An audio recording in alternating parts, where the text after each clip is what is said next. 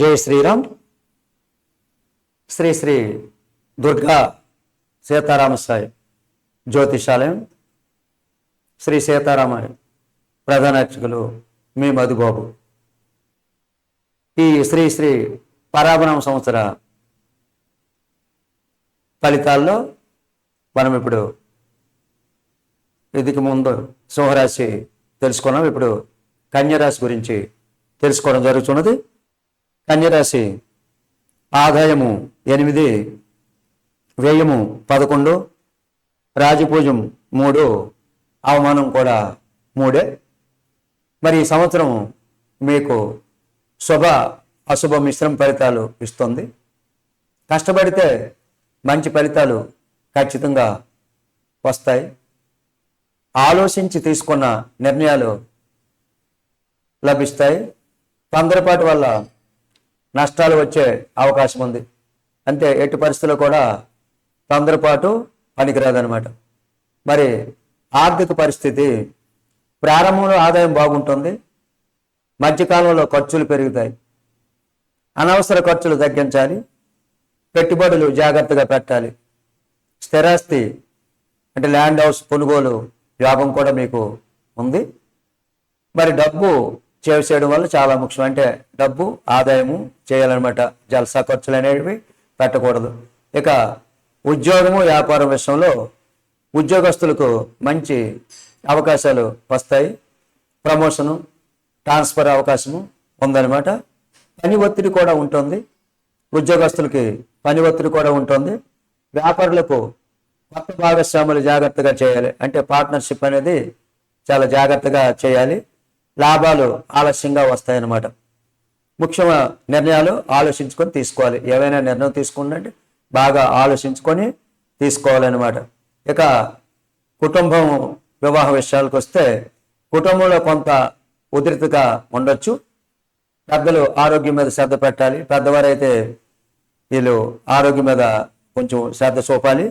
వివాహ యోగం ఉన్నవారికి మంచి సమయము, అంటే వివాహము జరుగుతున్నది.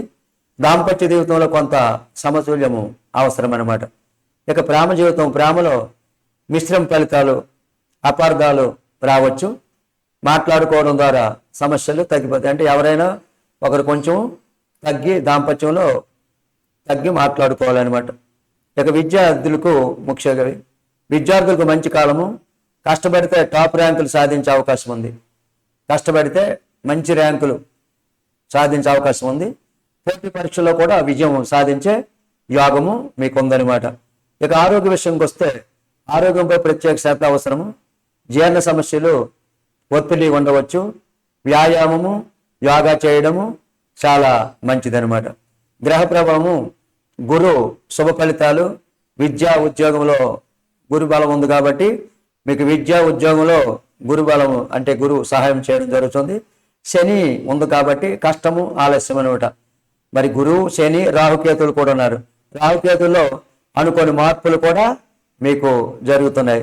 దానికి పరిహారాలు శనివారం రోజున దీపం వెలిగించడం, అంటే ఏదో గుడికి వెళ్ళి దీపం వెలిగించడం, దానం చేయడము, బ్రాహ్మణులకి దానం చేయడము, విష్ణు లక్ష్మీదేవి ఆరాధన చేయడము చాలా మంచిది.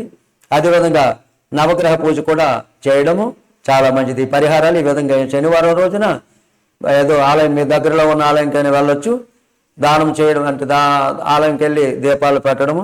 అదేవిధంగా ఏదైనా మీకు తోచింది, మీకు అనుకున్నది దానం చేయడము, విష్ణు లక్ష్మీదేవి ఆరాధన చేయడము, నవగ్రహ పూజ చేయడం కూడా మంచిదన్నమాట.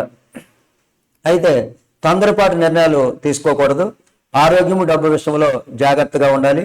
కష్టపడితే ఖచ్చితంగా ఫలితము ఉంటుందన్నమాట. అయితే మరి ఓవరాల్గా మిశ్రమ ఫలితాలు ఉంటాయి. కష్టపడితే విజయం మీద అవుతుంది. ఫైనాన్షియల్గా ప్రారంభంలో లాభము, తర్వాత ఖర్చులు పెరుగుతాయి. సేవింగ్ చాలా ముఖ్యం. అంటే డబ్బు జాగ్రత్తగా దాచుకోవడం అనేది చాలా ముఖ్యం. ఉద్యోగంలో అవకాశాలు వస్తాయి, ప్రమోషన్ వస్తుంది. పని కూడా కొంచెం ఒత్తిడి ఉంటుంది. మరి మీ కుటుంబంలో చిన్న చిన్న గొడవలు వస్తాయి. పెద్దల ఆరోగ్యం జాగ్రత్త, పెద్దవారైతే కొంచెం ఆరోగ్యం జాగ్రత్తగా ఉండాలి. మరి ప్రేమకు వస్తే మిశ్రమ ఫలితాలు, అపార్థాలు కూడా రావచ్చు. అదేవిధంగా చదువులో మంచి కాలము, పోటీ పరీక్షలు సస్యశ్యాన్స్ అనమాట అన్నీ ఉంటాయి. ఈ హెల్త్లో మరి ఆరోగ్యం పరంగా అయితే జీర్ణ సమస్యలు ఎక్కువ ఉంటాయి. మరి దీనికి అదే గురువారం శుభము. శని కొంచెం మీకు శని ఉంది కాబట్టి దాని గురించి కొద్దిగా ఆలస్యంగా ఏమైనా పనులు జరగడం జరుగుతుంది. రాహుకేతువుల వల్ల మార్పులు వచ్చి అవుతుంది. అదే శనివారము చెప్పడం జరిగింది. దీపము, దానము, విష్ణు ఆరాధన చేయడం మంచిదనమాట. ఓపిక ప్లస్ కష్టము చేస్తే విజయము మీ సొంతం అవుతుంది. జై శ్రీరామ్.